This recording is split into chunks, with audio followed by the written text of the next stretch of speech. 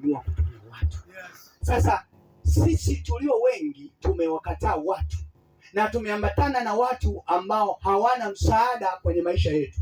Unielewe, kuna watu umekutana nao kanisani, lengo ni kuomba, ndio msaada wao wako, kukuombea tu, sio kukutia birikani.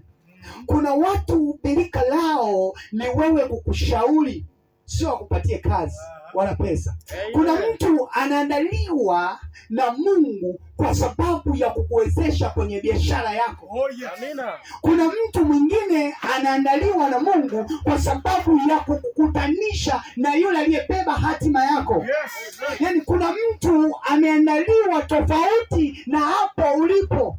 Kwa lazima uwe mpana, unamwambia Bwana, ninaomba unikutanishe na mtu wa kunitia birikani. Yusufu alifika kwa Farao kwa sababu ya yule mtu aliyemtafsiria ndoto. Akasema, Bwana mkubwa, nimekumbuka kule gerezani pana mtu anaweza katafsiri ndoto.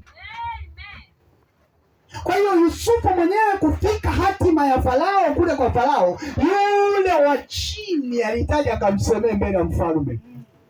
Farao akakubali kile alichokisema, baadaye akapata kibali machoni pa mfalme. Kwa pasipo mtu, hata Yusufu tusingemwona kufika. Mungu anatumia hatua kwa hatua kufikia kwenye hatima yako. Kwa Mungu anatumia watu. Bwana Yesu asifiwe sana. Jina la Bwana lipewe sifa. Lakini pia mtu